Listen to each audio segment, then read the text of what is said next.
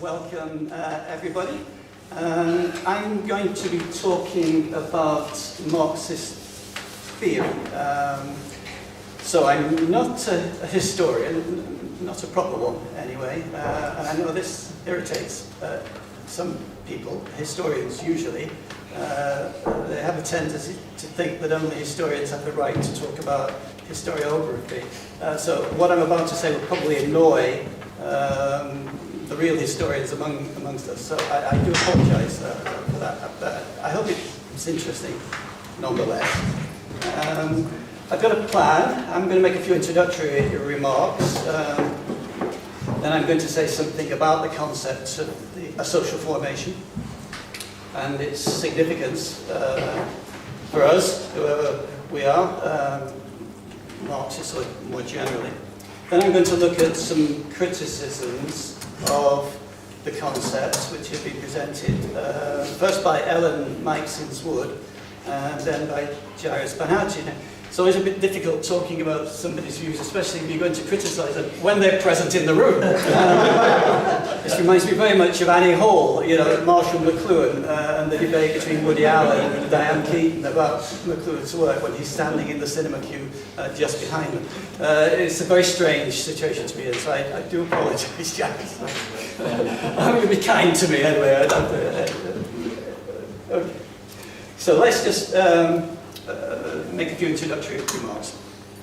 So the concept of a social formation, I think, is often either ignored or dismissed, actually, interestingly, in works written about Marxism or by Marxists about Marxism. For example, in dictionaries of Marxism, there are quite a few dictionaries.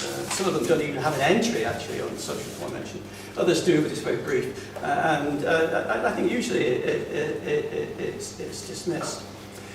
I think that's true also, actually, on works about Marxism and history. I mean, not real history, but historiography. There is a number of books written by people, either Marxists or not Marxists, about Marxism and history writing, or the writing of history. And I was quite struck by the fact when I dipped my toe in the water and looked at these works, how little is said, actually, about the concept of a social formation. Not even to criticise it.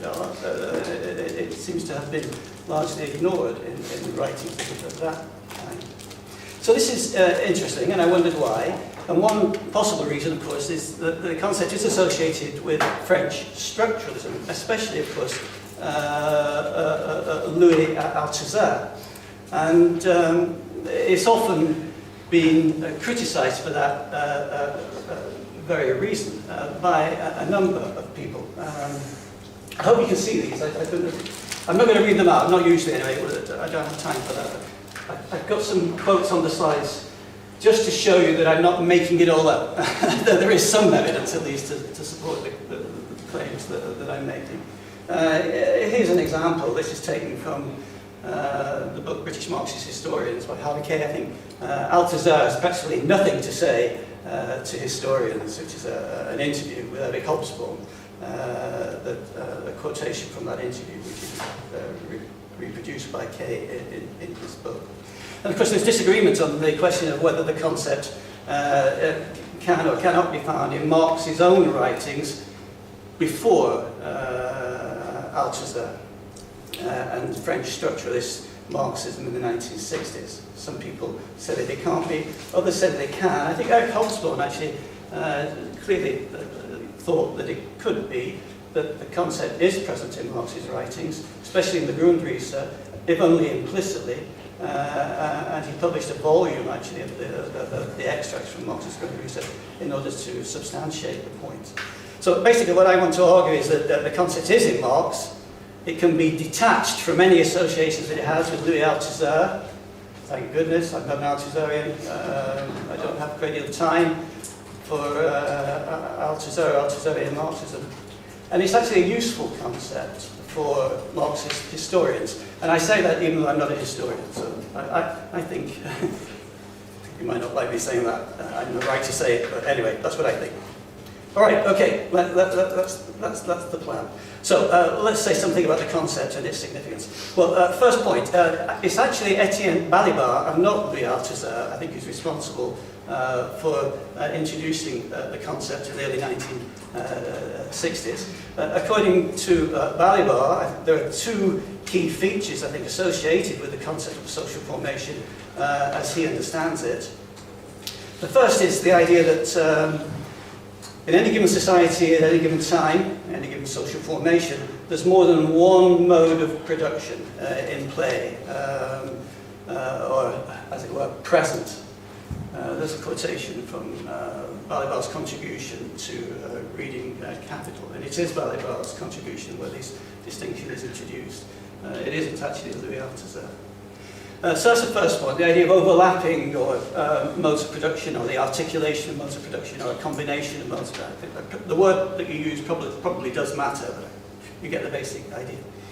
The other idea that Balibar associates with the concept is this idea of reciprocal interaction between the economic base of society and, of course, its legal, political, and ideological superstructure. And Balibar attaches some significance to this aspect as well. I'm going to focus just on the first of those two aspects, the idea of overlapping combination or articulation of modes of production. This, I think, explains the significance of the concept for Marx and Marxists. If we take those two features of social formation as identified by Balibar in his contribution to the book, what we have, I think, is basically, as he sees it anyway, the foundations for a critique of a certain way of reading Marx, a way of thinking about Marx. Let's call it Orthodox Marxism in inverted commas. It doesn't matter, I think, what phrase you use. We're talking about a way of thinking about Marx, Orthodox Marxism, which is usually, of course, according to the critics, associated with a number of things: economic determinism, reductionism, a stages theory of history, the notion of linearity, which was mentioned by Jarvis in his talk, and of course the principle of teleology, I think teleological reasoning.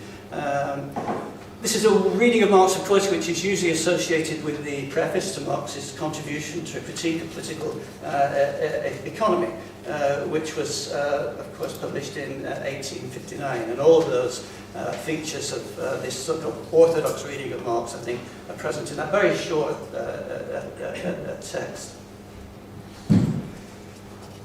So I'm going to focus on just one, that first feature, the idea of social formation being associated with the idea of a combination or overlapping modes of production. And I'm going to suggest that this is, in a sense, provided you change the way you think about what good, in inverted commas, Marxism is, this is actually arguably authentic Marxism, but some people don't think so. So let's turn to the first person who doesn't think so, and that's Ellen Meiks-Wood. She doesn't like the concept at all, and she does associate it with Louis Althusser in this book, Democracy Against Capitalism. So she does associate it with structuralist Marxism. She doesn't like structuralist Marxism, and so she feels obliged to reject the concept of social formation and to argue that it is not good Marxism, as it were. Why does she not like the concept? Let's focus on the argument that she uses. She associates it with what she calls the commercialization thesis, and the commercialization thesis, as she understands it, involves circular reasoning. People who subscribe to the commercialization thesis, who engage in the form of circular reasoning of which she's critical, when they're talking about the emergence and the development of capitalism over time, have a tendency to presuppose the existence of the very thing whose existence and later development they're supposed to be trying to explain. They're engaging in a process of circular reasoning. And she says this on more than one occasion in her writings. They beg the question, basically. And Wood doesn't say so explicitly in her book, but it's fairly clear, I think, that when she criticizes what she calls circular reasoning. What she has in mind is the principle of teleology, teleological reasoning, the kind of reasoning that we find in the preface to Hegel's Phenomenology of Spirit. The acorn grows into the oak. The oak's there implicitly in the acorn, and of course is the actualization of that principle of development, which that final cause, which is inherent within the acorn and so on. So there's a whole tradition of thinking associated with the concept of teleology, which we find in Aristotle, we certainly find it in Hegel, and we find it sometimes, but not always, in Marx, I think.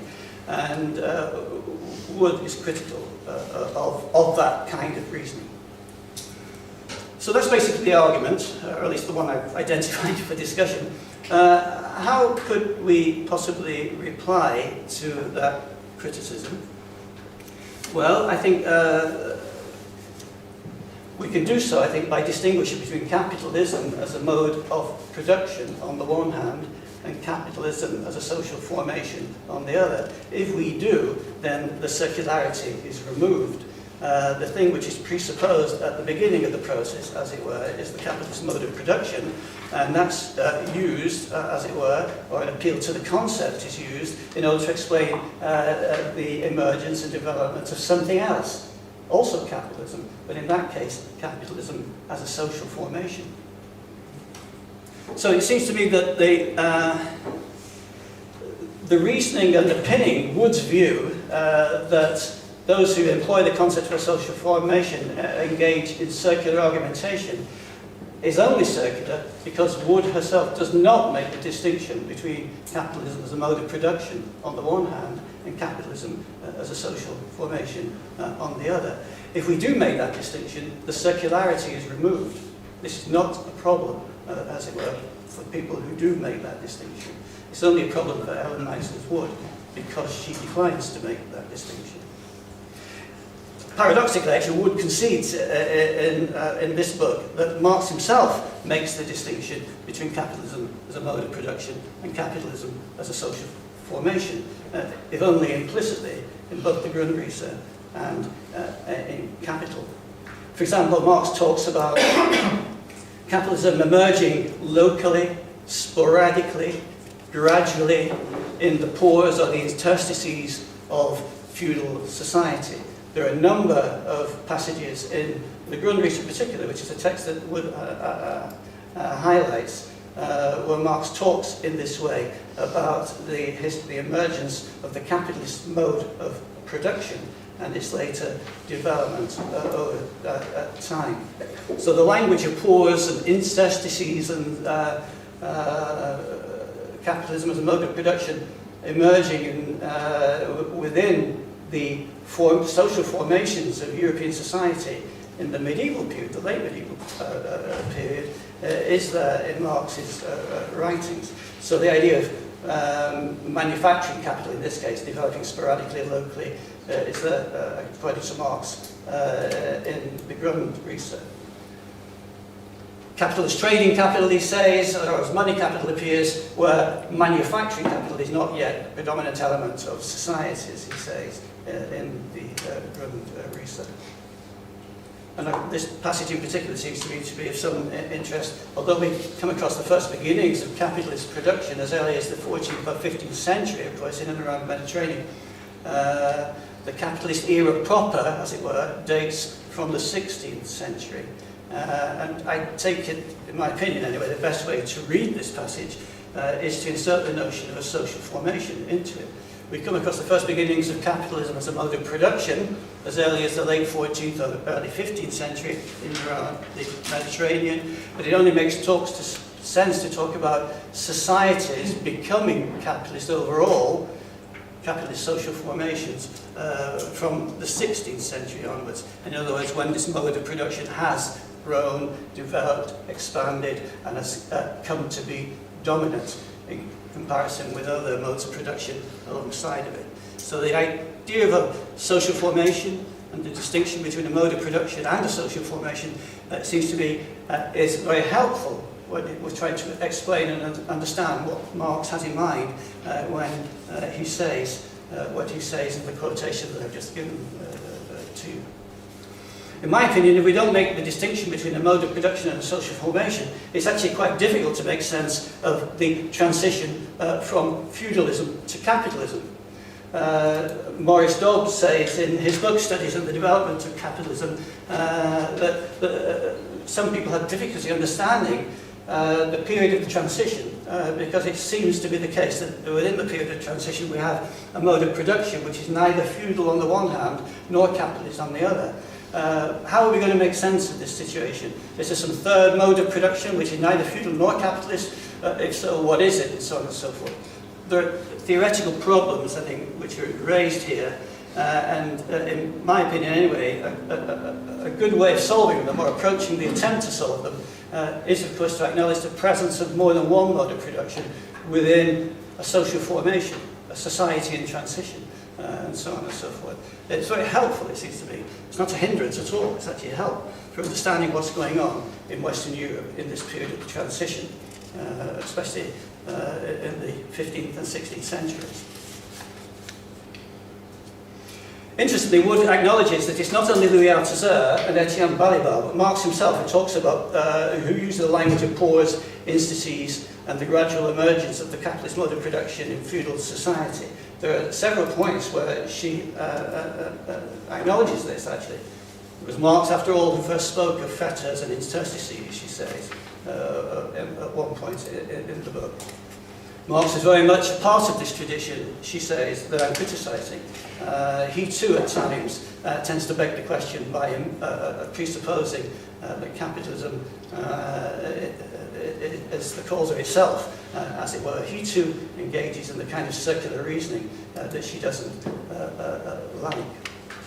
And she claims that Marx does have a concept of social formation, but of course it's significantly different from the way in which Althusserians like Louis Althusser and Etienne Balibar use the concept. And I think I'd be quite critical of that view. I think the concept, pretty much as they understand it, is there in Marx's writings, it seems to me. This is a grain or a kernel of good sense in the otherwise turgid phraseology of French structuralist Marxism at the beginning of the 1960s.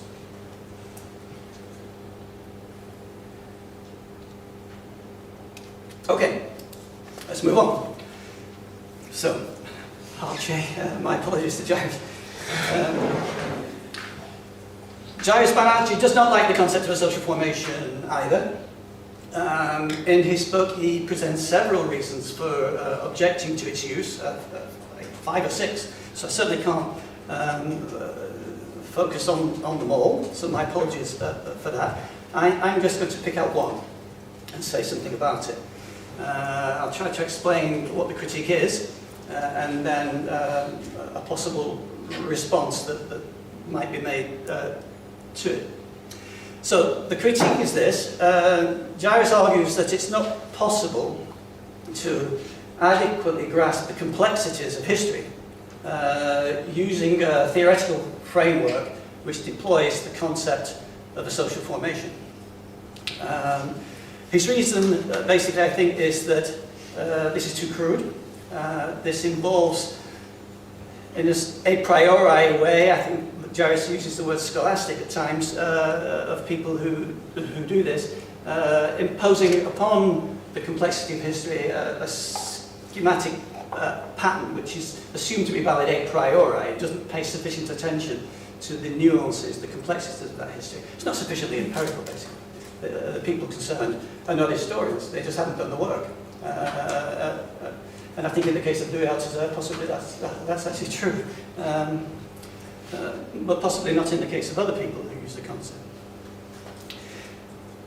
Jairus develops the argument by saying that people who employ this concept, and he identifies Ernesto Laclau as being one of them, but I think not the only one, they fail to make a very important distinction, he says.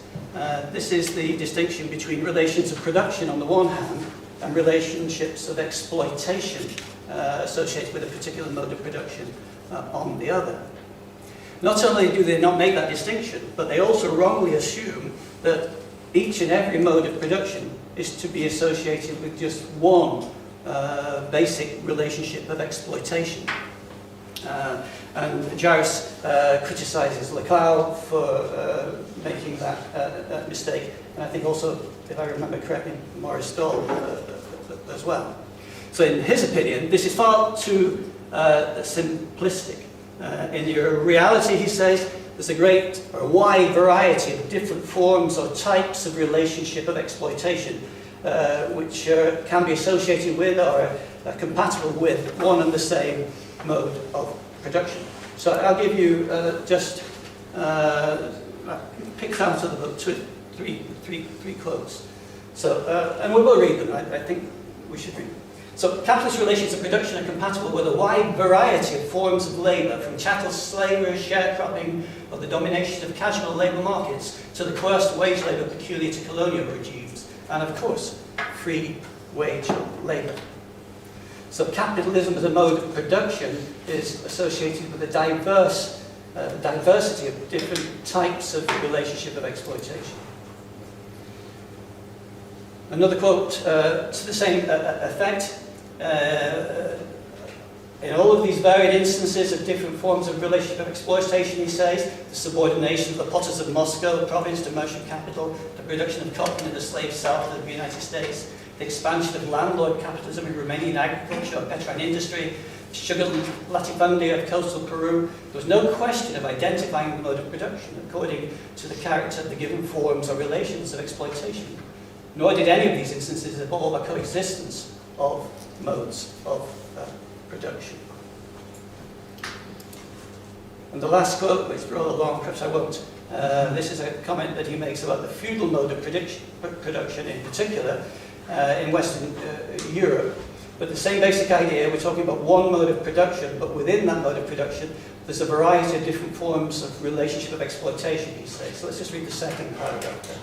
The slaves and hired labourers who intervened in this type of economy were as much part of specifically feudal relations of production as the serf population itself. Their intervention did not signify the persistence or emergence of other relations of production, slavery, capitalism, and did not therefore imply an articulation of several distinct modes of production. So that's the basic argument, I think. Jairus' conclusion is that Marxists need to not abandon the concept of a mode of production, not that, but they should, I think, abandon the concept of a social formation. And of course, the idea that the way to make sense of what's happening in any particular society at any particular time is to think in terms of an articulation of a variety of more than one mode of production. And we don't need to do that either. All we need to do is abandon this assumption that each mode of production is to be associated with just one relationship of exploitation. We need a richer understanding of feudalism, of capitalism, which allows for the possibility that each mode of production is associated, can be associated, and in reality is associated with a variety of different relationships of exploitation. So that's basically his argument. We need, he says, to move beyond the motionless paradigm of this particular way of thinking. Motionless paradigm is an interesting phrase. I associate that with the concept of synchrony rather than diachrony, so it is sort of Althuserian, I think. And it's an interesting question about the extent to which this kind of thinking is or is not compatible with Marxism. Now, how might we respond to this argument? Tentatively, of course. We should have checked for weapons as we came in the just one of these airports. Yeah, right. So, it seems to me, and I'm not a historian, but the idea that it seems to be absolutely correct to emphasize the need for a theoretical framework which will allow us to grasp the complexities of history. I think Marxists generally, I think, would be quite happy with that, even if they're not historians. That just seems to be good Marxism. So the interesting thing, though, is that it's for precisely that reason why some people who are, or think of themselves as being Marxist historians, think that it's a good idea to endorse the concept of a social formation. if you're interested in grasping the complexities of history, and if you think that Marxism as traditionally understood, Orthodox Marxism, the Marxism of the preface to a contribution to a political economy, does not do that, then we need to add to our sort of theoretical armour, as it were, the concept of a social formation, precisely because it will help us to do that. Now, I know Jairus doesn't like Perry Anderson, but this is basically Perry Anderson's reason for embracing the concept of a social formation.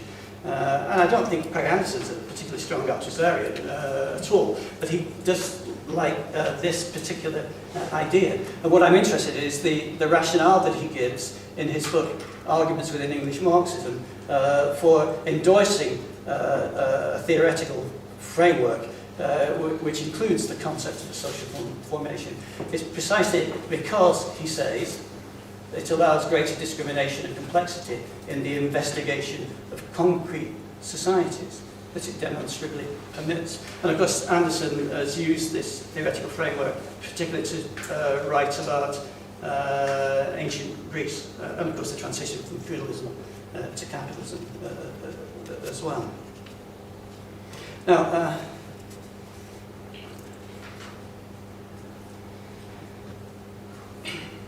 another possible response would be to say that it could be argued that a variety of different concrete, let's say, forms of labour exploitation might be associated with just one particular mode of production. They might be thought of as perhaps expressing just one underlying essential relationship of exploitation which is associated with a particular mode of production.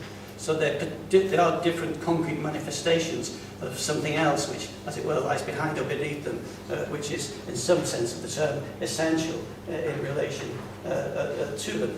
For example, in the case of the capitalist mode of production, this, I think, would be the wage relation. Of course, wages come in a variety of different forms. As Jairus points out in his writings, we have wages in kind, we have money wages. There's a whole discussion of wages in Volume 1 of Capital. Marx has separate chapters on piece rate wages and time rate wages in chapters 20 and 21 of Part 6 of Volume 1. So Marx, I think, was very sensitive, as it were, to the different concrete forms of manifestation of one underlying principle, which he would have associated with the wage relation when he's talking about the capitalist mode of production in Volume 1.